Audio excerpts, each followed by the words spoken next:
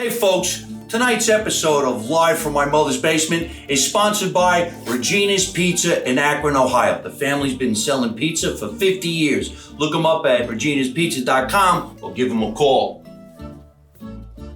What's happening, everybody? Welcome to another edition of Live from My Mother's Basement. And the reason why I said it just that loud, the reason why I said it just that loud is because I am so damn happy to be in the basement in New Jersey. That's right. We are in Scotch Plains, New Jersey, in the basement of where I grew up when I was a kid. I was in California for the past 6 weeks, and I just couldn't wait to get back to New Jersey. And funny enough, tomorrow morning, I'm flying to Florida to start the rest of the tour for the end of the year. A lot of shows, a lot of good shit going on, a lot of fun, a lot of food, a lot of frolic.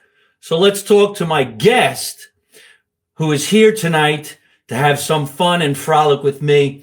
Ladies and gentlemen, this is Christopher Robinson. Hello, Christopher Robinson. Thanks for having me. Thank you so much. See how fast we brought a smile to my face. And I bet you it's bringing a smile to a lot of people's faces because we all know Christopher Robinson is from Winnie the Pooh. And we love that name. But you know what? And we love that show. Never got that before. No, yeah. First time. I was kind of wondering if he's been getting this his whole life. And we're going to find out all about how much he's heard that throughout his life and what's going on in his life. Right now, let's just talk really quickly about the craziness that's going on in the news. Of course, we've lost some friends, we've lost some idols, we lost some celebrities. And last night, and I just mentioned this to Christopher before we started the show, that I'm a big fan of the Andy Griffith Show. And someone from the Andy Griffith Show passed away last night or the night before while I was watching the show.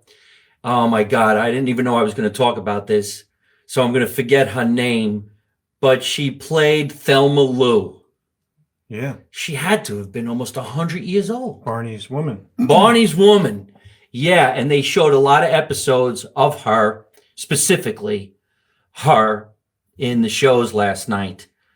I want to say her last name was Lynn, Etta Lynn.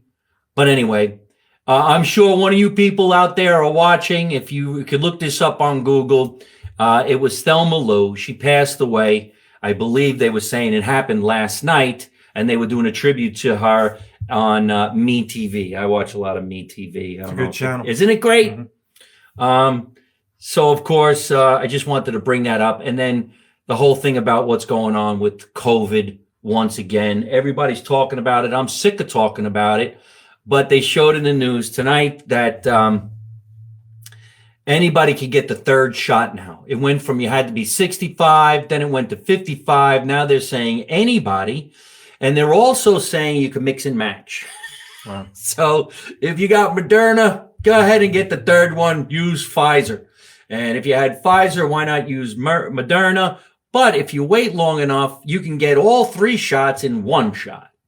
That's actually going to be happening. I don't know if you That's saw convenient. that. Yeah. It would be convenient. Yeah.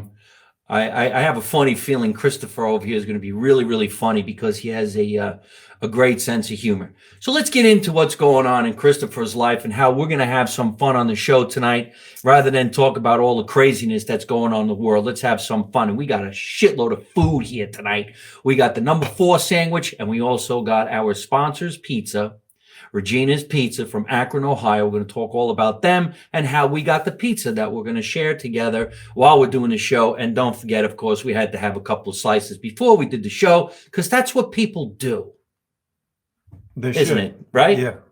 Isn't it funny? I certainly did. Yeah, he did. First thing I did when I walked in this room. We never even met. He opens up the front door and goes, "Is that pizza?" And you know what? Hey, I'm Italian. And I'm like, sure, it's pizza. What are you waiting for? In fact, you see the refrigerator? Take what you want, right? I like this place. And he went for the beer. Yeah. He likes this place. This is a, what do they call it? A man room? Man cave. This is the man cave, man basement. Yeah. Cool, isn't it? This is much better than the man caves I've been in. Oh, is that right? Mhm. Thanks, man. I appreciate that. So, Christopher Robbins, how did you actually come to the show? Well, guess I was networking with you a little bit. I knew you were performing in my area. I live around Trenton area, All right. So, where was and I performing? I don't know, Uh huh. but you're somewhere in the area, and I think you were written up in a local paper Oh, is too. that right? But yeah, I checked you out online, and yeah, I realized I had probably seen you Oh, cool. because I've seen a lot of comedians and probably local comedians in the past. So yeah, from there I don't know. Uh, Well, you obviously had been watching the show, which is great, and I'm mhm. flattered. Then you got in touch with Tatiana Bluchel, who produces the show. She's very helpful. Yeah, Yes, helped me right? get here. Yeah. She's dynamite. I tell people all the time, if you would like to be on this show, maybe you have something you want to talk about, you write to my producer, Tatiana Bluchel, at Mike Marino Entertainment, spelled out completely, Mike Marino Entertainment, at gmail.com. Say hello to Tatiana and tell her why you think you'd be a great guest to come on the show. So let's go ahead and talk to Christopher why he's a great guest and how he got to come on the show. First of all, let's start talk about where you're from. I mean, are you from Trenton originally? You know what? I'm from right around here, actually, not too far, because North Brunswick, right? Right. Yeah. That's what, maybe 5-10 minutes away, or North Brunswick's not too far from Scotch Plains, New Jersey, and I believe it's East Brunswick that has the famous comedy club, the Stress Factory. Stress Factory. Yeah, The and Stress Factory is a comedy club in New Brunswick or East that's Brunswick? New Brunswick. New Yeah, Brunswick. New Brunswick. I guess there's an East, West, and Brunswick. There's no West No. Brunswick. Yeah, there's Southeast, North, and South. Yeah, Southeast, North, Brunswicks. and New. The Brunswicks. Yeah, the Brunswicks. Which is great. Sort of like you have the Wildwoods. There's North Wildwood, Wildwood Crest. yeah, and regular Wildwood. Regular. There's something else like a Wildwood Island or something. There is. I can't think of it Yeah, now. that's- All right. Well, we got to address the fact that we're talking about New Jersey, Yeah. and there's a lot of people watching this show from different parts of the country, and they have no idea what the hell we're talking about. So yeah, Wildwood Wildwood. is a Jersey Shore resort area that's actually only open for 3 months because it's so far down south. You go a little bit further, you fall off the planet. So there's Wildwood, the Wildwoods, and Wildwood Crest for supposedly the richer people. And then Cape North Wildwood. Yeah, North Wild, Cape May. Margate. Yeah. So we're exit 135 on the Parkway right now. If you're going towards Wildwood, you get to exit 2, 3, and 1, and then it's over. Then you go to Boston by water. Does that sound right? That sounds just about right. I don't know. I never really did Wildwood when I was a kid. That wasn't where we went. But there used to be a comedy club down there called the Casbah Comedy Club. It's gone. It's a shame. Yeah. Yeah. But That was- Trenton, how did we even get to Wildwood? We were talking about Brunswick. The Brunswick. Oh, we were talking Yeah. about north, south, east, and west areas. Well, I was actually born in New Brunswick. I guess probably because that's where the hospital Was. Yeah, and I was born. Guess what day of the year I was born? You're asking me? I would. There was a psychic at a show I did the other day, and he knew How's when your I was telepathy born. doing? I I was born February. don't 3rd. need telepathy. I never liked fish. February 3rd. That's funny as hell. Yeah, You're February 3rd? yeah. I'm February 2nd. I thought you were born February 3rd. I'm sorry. Oh, you're asking me, or you? I thought you were. That's why I thought No. we had a propinquity there, but Oh. we don't. Yeah. I don't even know the word propinquity. I'm going to learn a lot tonight. I was still- born February 2nd, 1980. Groundhog Day. Yeah, I was born on Groundhog's Day. So it could be 1980. 'cause Yeah, it could. Groundhog Day is the same thing. It's over and repeating over every again. day. Great movie. So you grew up in New Brunswick, and then how'd you end up in Trenton? Well, not in Trenton. I'm in Lawrence, which is next to Trenton. Yeah, my dad worked in the oil business, so we did move around a little bit back then.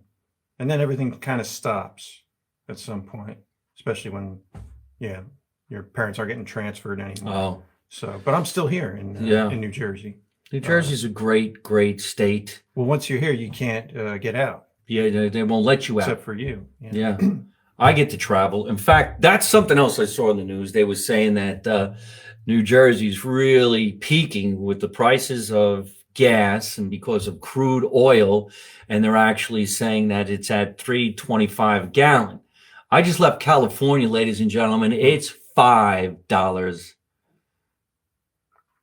a gallon. Somebody was writing into the show, said she didn't understand the word, but that's all good. If you have an SUV, that's like what, It is. $130 It's for $100 to feed my SUV a full tank. Yeah, yeah. Isn't that crazy? A full tank of gas in California for a Toyota SUV is actually $100. You're right on that. So he comes all the way up from Trenton. For those of you out there who don't know, Trenton's actually not a great area. And it's also the capital of the state of New Jersey. That's correct, right? Yeah, it is. Yes, yeah. I'm checking.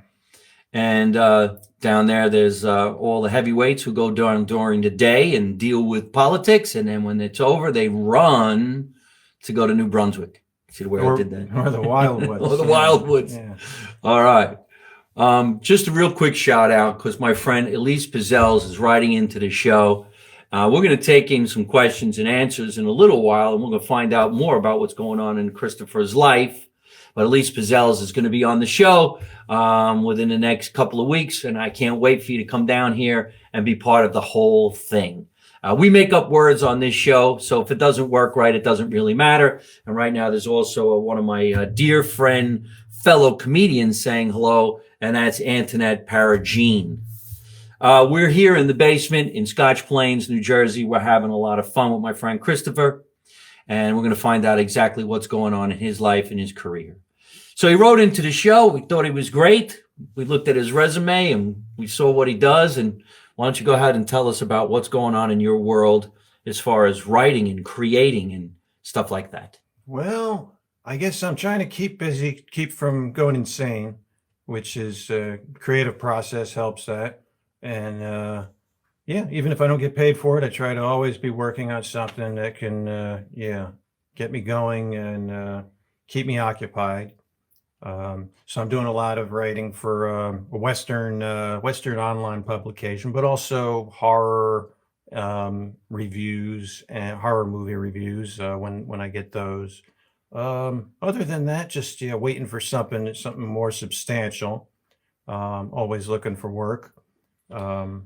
Music. I do play some music too. So so that's why you were happy when you saw the drum set. I got very excited What do you when play? I saw the drum kit. Guitar. Oh, okay. But I still got excited. Well, maybe when the whole pandemic bullshit's over, we can start a little band and start playing. I don't play the guitar. I could never be a lead singer, but I do play a mean-ass drum, and I love being behind the band and kicking it and having some fun. Believe it or not, most musicians want to be comedians, and most comedians want to be musicians. I don't know if you ever thought about being a comedian, but... Yeah, and there's some truth to that, because Johnny Carson, he played the drums a lot. Right. Yeah. There's a lot of comedians who are drummers, and one of the biggest reasons is that comedians have to have timing. And who else has to have timing? Drummers. Drummers keep the beat. We just lost one of the most famous drummers in the entire world. And the lead singer, who am I thinking of? Rolling Stones. Oh, Charlie Watts. Charlie Watts passed away, but the lead singer is Mick Jagger. Mick Jagger. And Mick Jagger was in an interview recently talking about how Charlie was the heartbeat of the band because drummers do keep the beat. And that's the way it was. But he wasn't really just overwhelmingly over the top and crazy like a lead singer or a guitar player. Yeah. But he always had that old look, didn't he? Where he even as a young man, he did had an old guy look. I agree with you on that. There's funny enough, you ever look at pictures of old people when they were younger, they still looked old. Right? Yeah, it's the hairstyles mostly, right? And the black and white photography and what they were wearing, and they would pose with a newspaper and they were angry. Yeah. It's people photograph differently, different mannerisms in different eras. Yeah. I always wanted to be a writer. I'm not a writer for anybody other than myself. when I write comedy, it's usually just about me from my family and where I'm going in life. I never really wrote jokes for another person. I never wrote jokes for a script other than the scripts about my own life that I'm working on now. So how does someone like yourself come up with an idea for, let's say, a horror? Well, I guess you'd want to put yourself, into the mind of the viewer. Right? So, yeah, and I guess really good writers could probably alternate between different genres like comedy or drama or horror if they're good at doing that, right? Just like a songwriter can sort of get into the mind of the different styles by imagining that they're another singer, another performer, another musician, and then let the process kind of take you over and inspire you. How about this thing that you were talking about? I mean, this thing, Western, like that seems to be so far from writing a horror, but you are a contributor to a Western magazine? Yeah, yeah.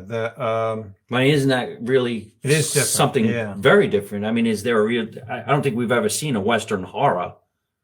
No, there's not. Texas Chainsaw Massacre, is that a Texas horror? It's not a hybrid that you see too much, Right. but there's probably a potential that can be tapped into. Yeah, we might have just started something. Or maybe I contributed. If you hadn't done that live on the air, Now, somebody's somebody gonna going to take copyright that. that, yeah. All right. Well, tell us about the Western contributing. What's the name of the magazine? Yeah, it's called Western Magazine Digest, and it's mostly historical articles, but also there's some fiction. Some of the people that are involved prefer to do fiction, make up their own stories. Other people like me are more comfortable writing the biographies about Western personalities like Wild Bill Hickok, Annie Oakley, Sitting Bull, Buffalo Bill. The one that I did that I think was I learned a lot was Annie Oakley. What was interesting about her was she was kind of a trendsetter, kind of broke boundaries for women of that era. But she wasn't really a feminist.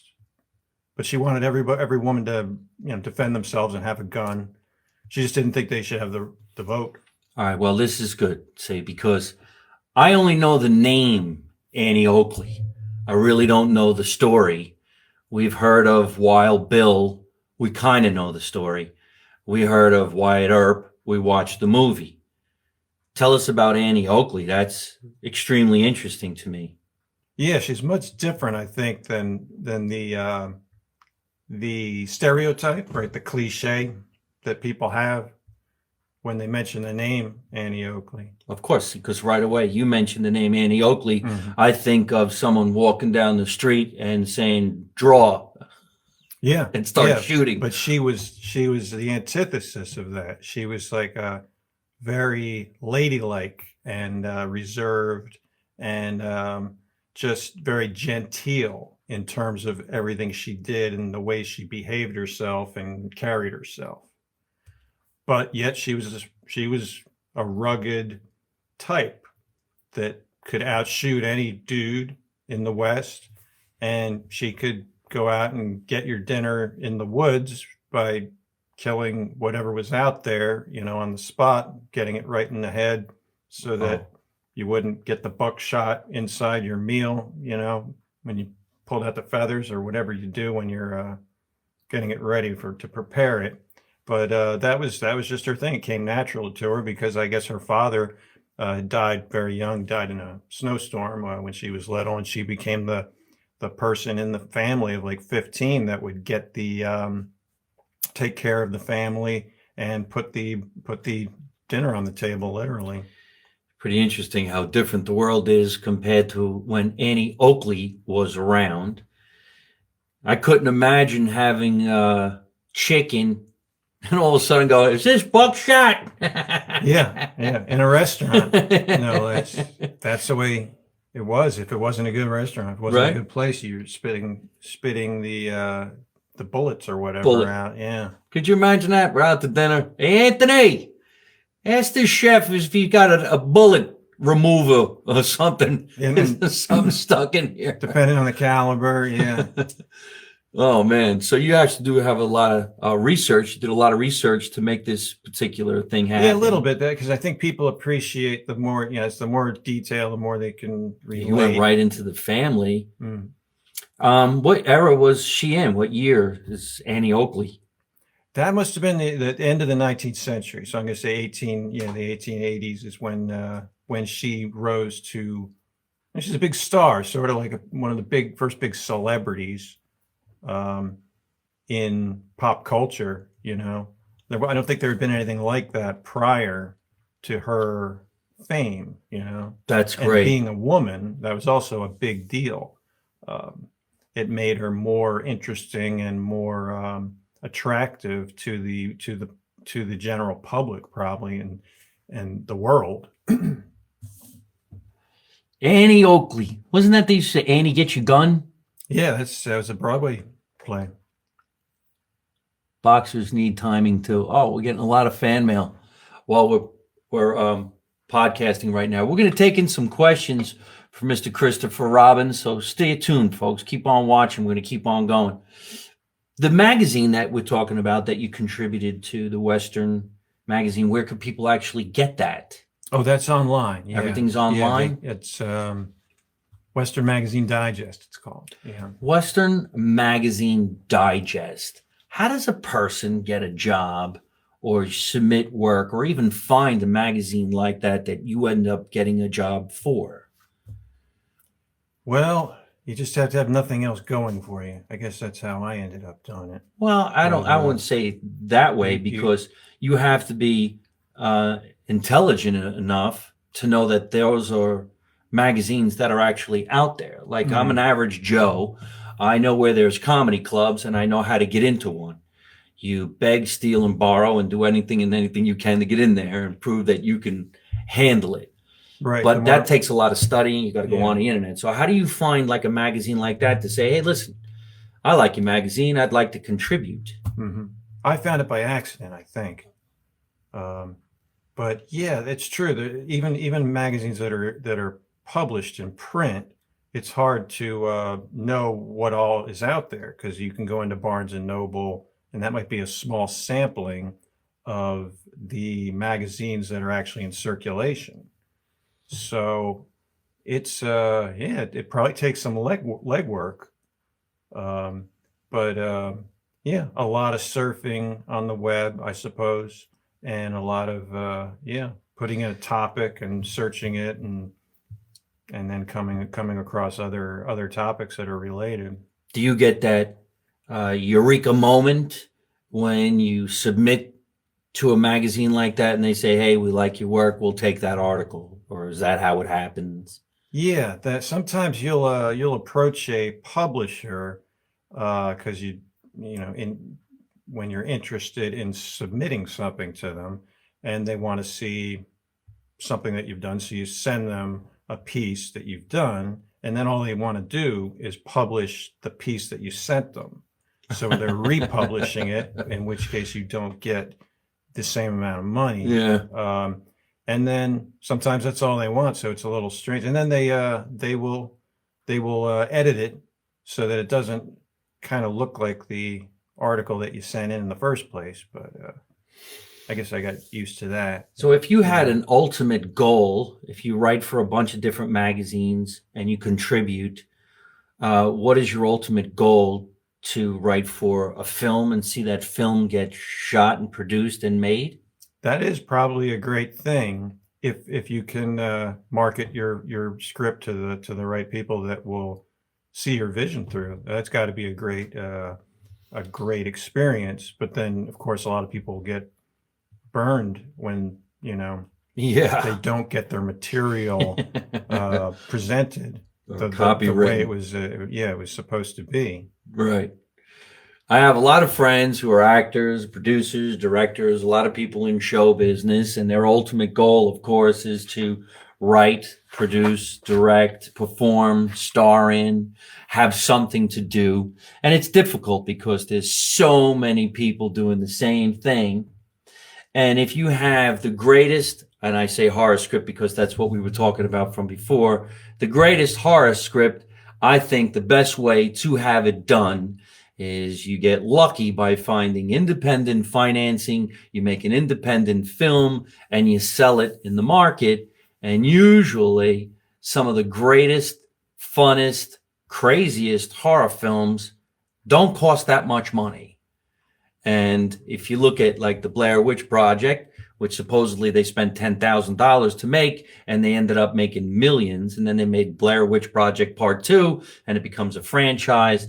That's an amazing thing, but that's also like winning the lottery.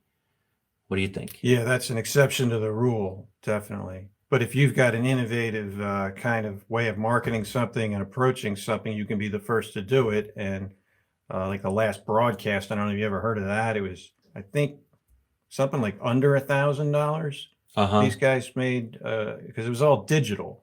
Oh, They did it all, and it was back when all the digital equipment was coming out. They did the entire production digitally, and the exhibition was digitally, and they beamed it.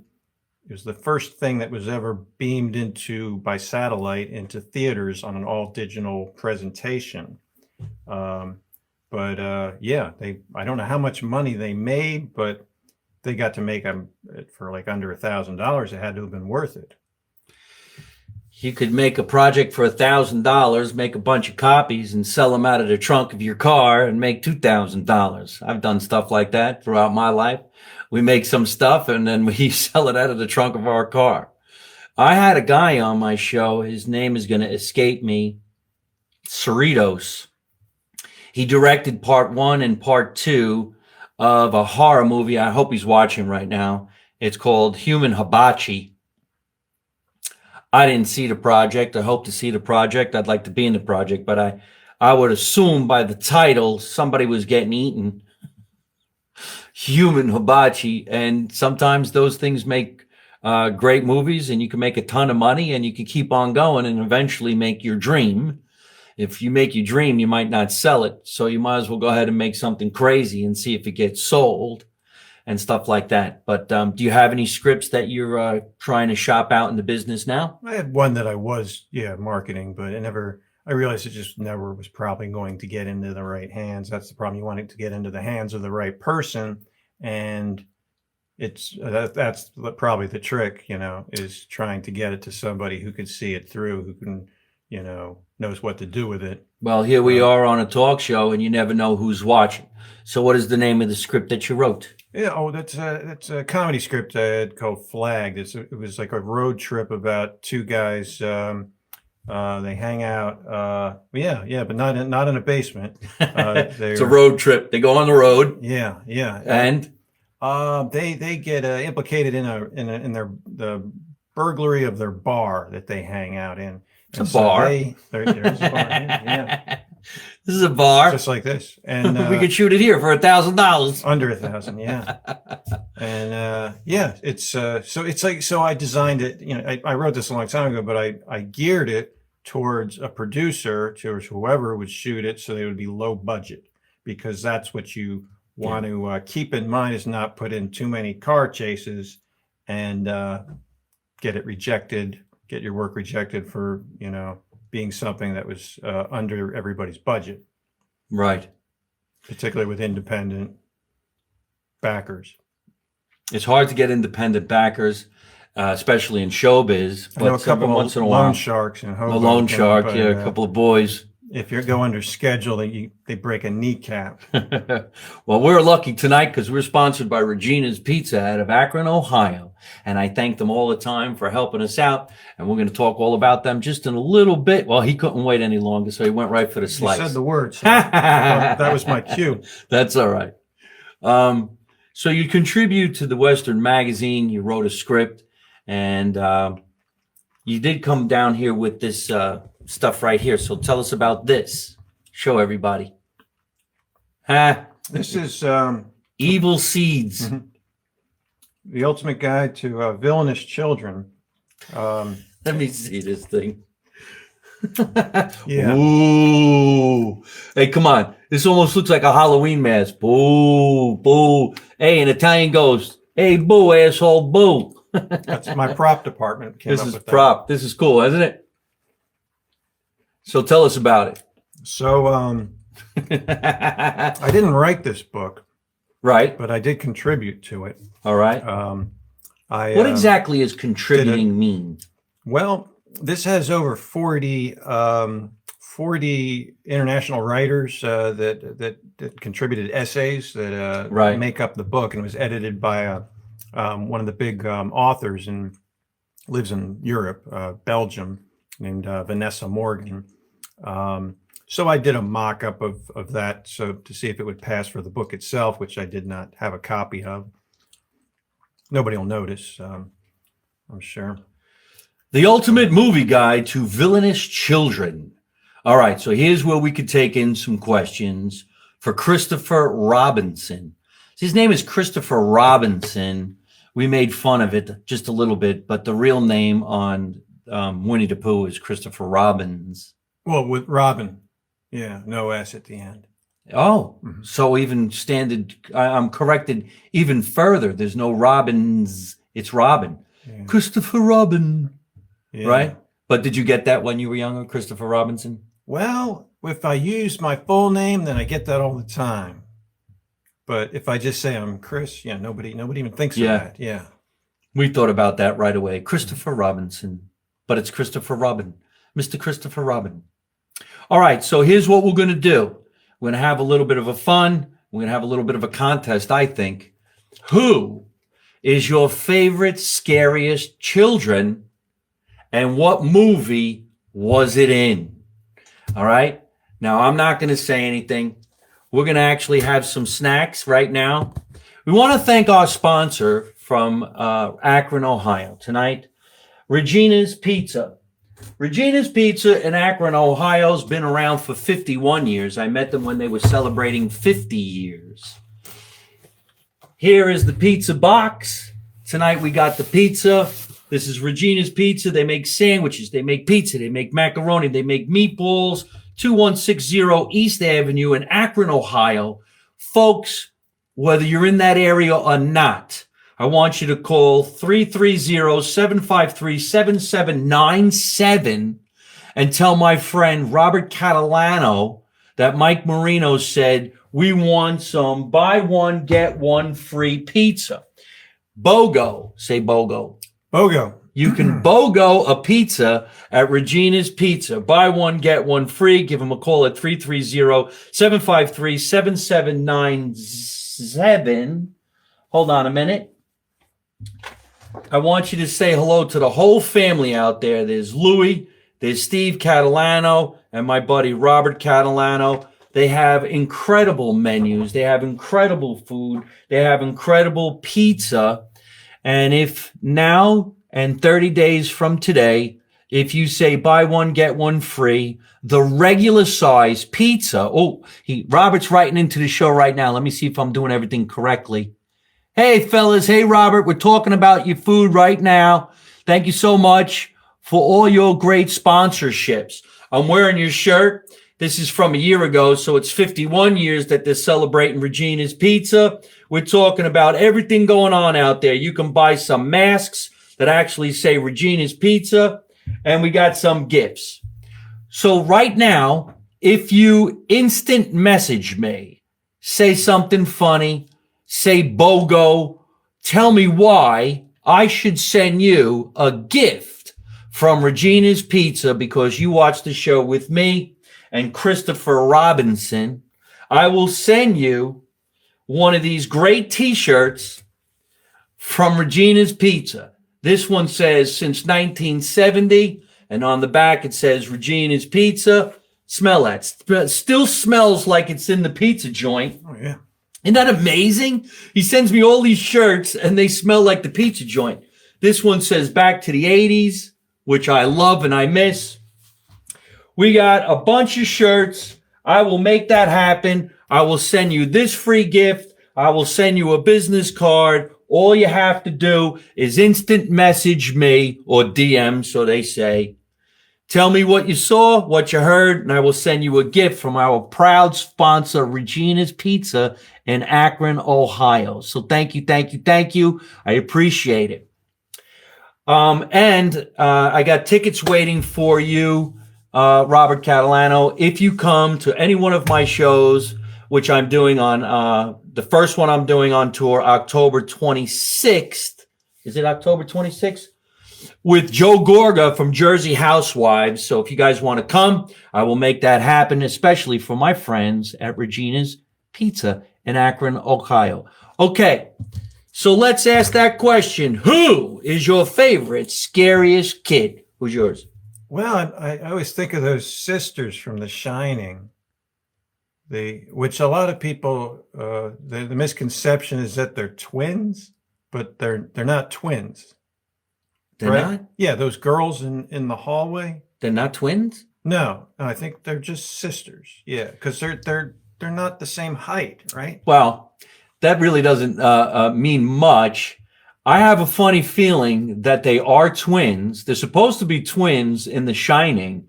I saw a clip of the behind the scenes, the making of, and the two little kids were just laughing and joking and drinking Coca-Cola. And I could have sworn somebody was saying that it was, they were twins In real life. in real life. Yeah, But yeah, they show up at some of those monster conventions. I think Yeah, I saw still? them. Yeah, they're like a couple 80? of ladies in their 50s, and they're just sitting at a table signing autographs. It's like those. Hey, that's the girls from The Shining. right. Well, let's take in some questions right now from Christopher. Here we go. Lynn Marie Scrivano wants to know, Christopher, have you entered screenwriting contest? And the pizza looks delicious. Yeah, that's a two-part. Well, one's a question, one's not a question, I suppose. Yeah, Lynn Marie, thanks. I've never entered one of those contests. I never knew if I should, because I always felt like maybe it's apples and oranges in terms of what your work is being compared to and how it's being evaluated. But I don't know much about that whole scene.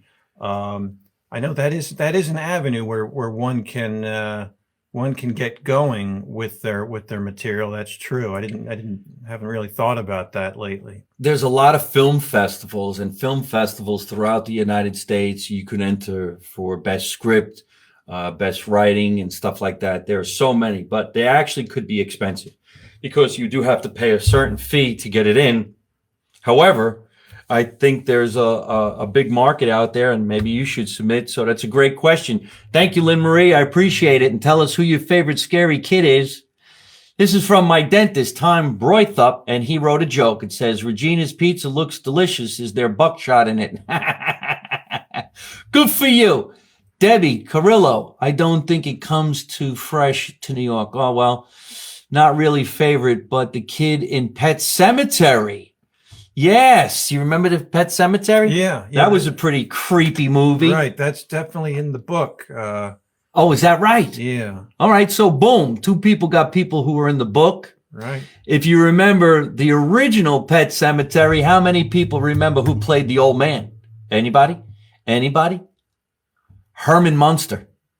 Oh, Ed Gwynn, right? Ed Gwynn Wow. was in Pet Sematary, the first one, because they made a remake. I don't think it comes fresh enough. Okay, let's see who else is writing into the show with a question. We're looking for questions, or tell us who your favorite person was. Oh, some people are saying you live down by them in Hamilton. So you live near Hamilton, New Jersey? Yeah. Maybe I know them from that neck of the woods. Right. Sure. Hi, Lulu. How you doing? Hello, Christina. Hey, Bill. How are you? Hello, Ingrid. Hello, Janine. Hello, Robert Catalano. Thank you so much for all the great pizza. Cage from Pet Sematary. That's two people. Children of the Corn. Children of the Corn, Says my dentist, Dr. Tom. Not really favorite, but Pet Sematary. Who else? Lisa and Louise Burns are twins. Oh, here comes our historian, Bill Kelleher. And it was Fred Gwynn. All right, wait. They were twins in The Shining. Let me look up what he was saying. Hold on, everybody. The Grady sisters. Yeah. Right. There's too many people writing too fast. Favorite scary kid is Chucky, although he's a doll. Louise Burns are twins. Lisa is a lawyer now, and Louise is a published scientist. How creepy is that? Interesting. Yeah. Not them. I mean, the person who looked it up. That's creepy. Chris, you look very familiar. I live near Cooser Park. Cooser Park. Yeah. Yeah. That's definitely in Hamilton. Anybody you know? You got some Well, fans. who do I know in Cooser Park? But I'll think about that. Yeah. I hate to say this, but you probably got made fun of a lot when you were a kid for living in Loser Park. Cooser Park is a little too close to Loser Park. Hey, listen, folks, we're forgetting to eat our little snacks here. We do have some pizza from Regina's. If you show everybody, I have the one that has sausage. I believe yours is meatball. Look at that. Yeah. Folks, we ain't clowning around. We got it. We got it. We got it. And not only that, but believe it or not, we got some sandwiches. And this is going to be absolutely delicious. Quick shout out to a guy who always brings us food every Tuesday night. He couldn't make it tonight, but Johnny Salami from Hero Kings in Nutley, New Jersey. But tonight we're feasting with Regina's Pizza. It's absolutely the best. If you want to win some of these shirts, make sure you instant message me, folks, and I will get you one. Looks like this. Anthony Rena, if you would like a shirt, we will make that happen for you. And I'll put a lot of different gifts in the bag when I send it off myself. Anthony Rena says, stop eating the carbs. Who is your favorite creepy person, kid? Cooser is actually liked to Fox Movies. Lent Fox money to start Fox Studios. Cooser is actually liked to Fox. Well, I don't know what I mean. Linked to Fox. Yeah. LOL, Loser Park. Okay, that's Pammy Pam. And who else is the scary kids? The other night, I was watching a scary movie, and this is going to take you back. The movie was in black and white. Anybody. 4 kids, bright blonde hair, piercing eyes. Anybody. I can't think of the name of the movie. I'm thinking myself. Can you? Village of the Damned. Village of the Damned. There it is. How scary was that? Actually, it really wasn't scary. It just made you feel like it was going to be scary. Yeah, very eerie. Yeah. It doesn't have to be a horror. It could also be a thriller, because there was also a child that petrified the shit out of you. Still to this day. Girl, go. Oh. Was that Come on. Carrie? No. Carrie, but I don't think she was a kid. Yeah. Not young enough. Carrie was probably 17. We're thinking kids. Although Carrie was a scary movie. John Travolta was in it, ladies and gentlemen. But I'm thinking of a movie that had the scariest kid in it of all time. I'd say 12 years old. Oh.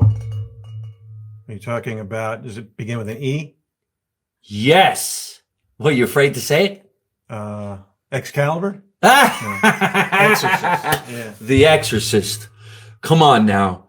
That girl was the scariest girl in any horror movie of all time. To this day, I can't watch that movie, and I live alone. And if I go to bed and smoke a little weed and I just glance in my head that kid's in my house, I leave the house. I'm probably not going to sleep tonight. I think I just scared the shit out of myself.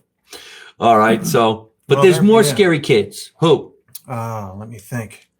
Well, there was the Good Son might count. That with Macaulay Culkin, right? He was an evil. Oh, really? I don't remember the Good Son. Oh, here comes some more answers. Yeah. Any more questions for Christopher while we got him on the show? The Exorcist. The Ring is pretty creepy. Nah. Linda Blair, yes. Exorcist was a true story from St. Louis. Don't say that. It was all made up. It was based on something that happened. Yeah. It was based on something that happened. Yeah, bad drugs. Hey, Sonia. Hey, the man.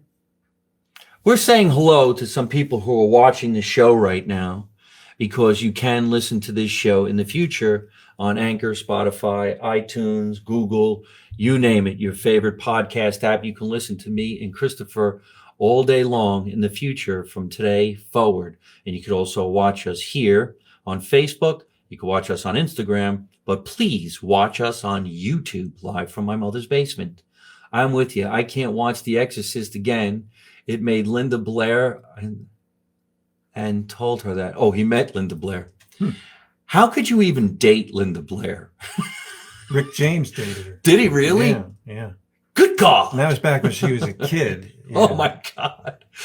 Could you imagine going out with Linda Blair and you're having a good time, you smoke a little weed and she goes, hello. The head spins around. I spelled it wrong.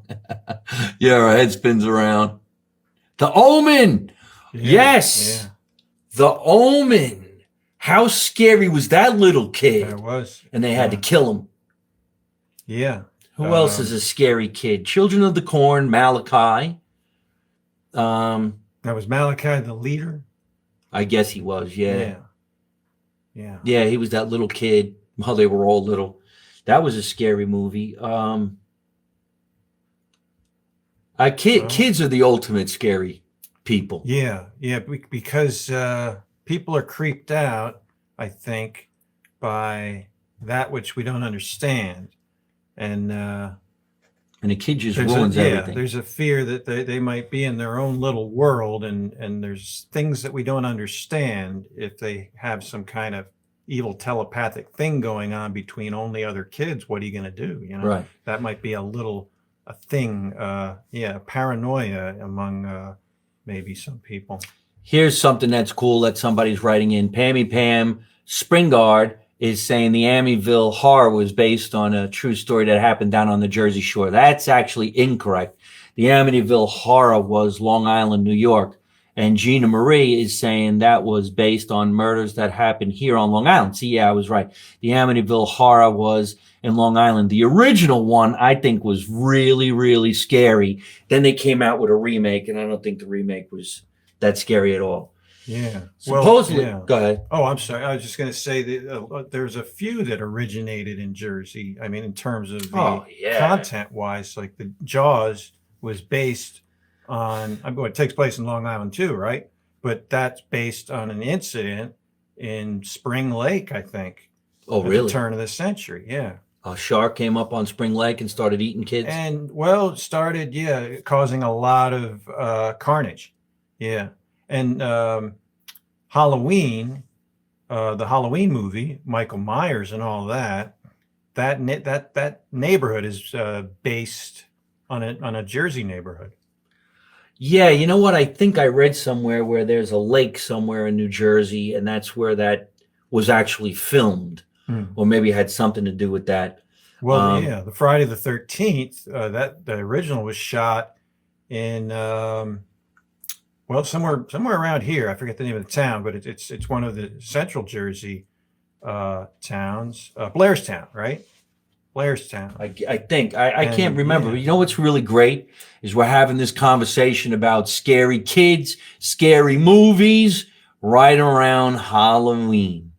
All right, what is the night? This will make a good Halloween. Oh, that'd be a great Halloween. Not that I'm getting any money for How it, creepy is that? It's so creepy. What do we call the night? You know what? Answer this correctly. The first person to answer this correctly and the second person to answer this correctly, I will say, yes, you're right, and I will send you some of the swag shirts from Regina's Pizza. All right, you ready? What do you call the night before Halloween? Anybody? What do you call the night before Halloween?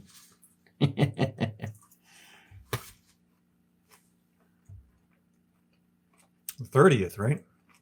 Yeah, but it's nicknamed something because crazy stuff happens the night before Halloween. Let's see. I don't like horrors because they're always affecting me. Well, thank you, Debbie. I appreciate you chiming in. Paul Pacheco, how you doing? Uh-oh, here it comes. All Hallows Eve. Nope, that's not what I'm looking for. Goody Night. Nope, that's not what I'm looking for. Tom Broythup, you're wrong. Debbie. Mischief Night. Debbie is correct. Debbie Corallo. Make sure you instant message me your address and I will send you out a shirt. I live in the most haunted city in the United States, Alton, Illinois. Says Mark Massione. That is cool as shit. Who says Goody Night? Devil's Night. It's not Devil's Night. We called it Mischief Night. So I only got one winner. One. All right. You know what? I'll give it to Tom because he said it's Goosey Night. Goozy Night. What the hell is a Goozy? Mischief Night, Goody Night, All Hallows Eve, Devil's Night. I like Devil's Night. Mel Pastore, she said Mischief Night. She's here in Scotch Plains. I will get her a shirt. Doing good, pal. You guys do great. I'm glad you guys are watching. All right. Check again, Anthony Rena. All right. Mischief Night. That could have been a movie right there. Yeah. Mischief Night. Did anybody jump on that? I don't know. That could be a good title for a horror movie. I don't think there is a movie named Mischief Night, but I have a great idea. Why don't you and I write a horror and we'll call it Mischief Night? And it's about these twins that are about 6 or 7 years old. And they go late at night to a pizza place called Regina's Pizza, and they break in and order the number 4 Italian sandwich. And we'll start from there. We got to get going. We've been chatting for almost an hour. Tell us where we can find you on the internet and what you might be working on in the future and how we could bump into you probably at maybe a horror festival or a comedy festival or a writing seminar. You never know where I'm going to pop up. My weblog, actually, it's a weblog. It's christopherrobinson.info. That's where I post my weekly blog where I write a little bit about any kind of topic that I happen to be doing at the time. Anything from history or technology, entertainment, music, movies. Those are usually my 2 favorite pop culture things. And there's some of my videos, my old films I call them, but they're old videos, like pre-YouTube things are on there from the old days. And samples of things I've written. So that's got a lot of, it just tells you what I'm up to, basically, if you go and look. All right, say it nice and loud so that everybody can hear and remember. Yeah. Where do we look for you? Yeah. Say it. christopherrobinson.info. christopherrobinson.info. Look him up on the internet, folks. Let's see where this man's going to take us in the future. You never know. A year from now, a movie might come out worldwide called Mischief Night, with about a bunch of young kids killing each other on Mischief Night. And I play the cop that just can't figure out what went wrong. We got to get going. We had a lot of fun here live from my mother's basement. Another big shout out to my sponsor, Regina's Pizza out of Akron, Ohio. They'd have been in business for over 51 years.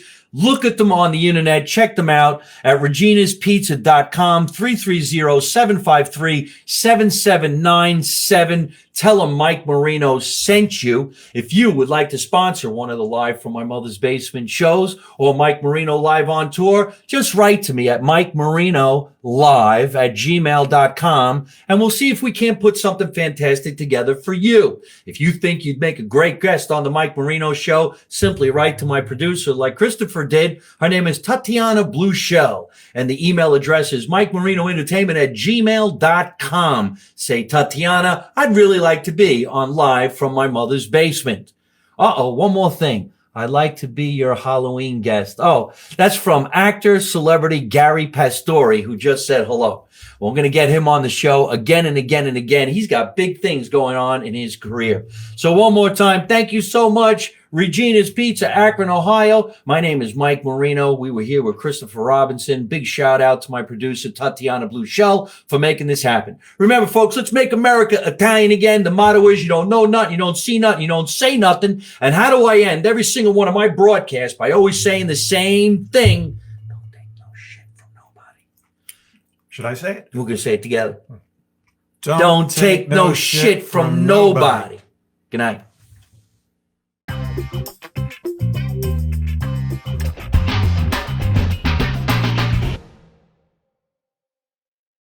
Hey folks, I hope you're enjoying watching my podcast Live from My Mother's Basement. We're having a lot of fun, and I'm going to have a lot of great guests on the show in the future. So if you like it, hit like. You could also leave a comment. You could subscribe to my YouTube channel and watch other funny videos. And you could also listen to my podcast on your favorite podcast app like Spotify and iTunes.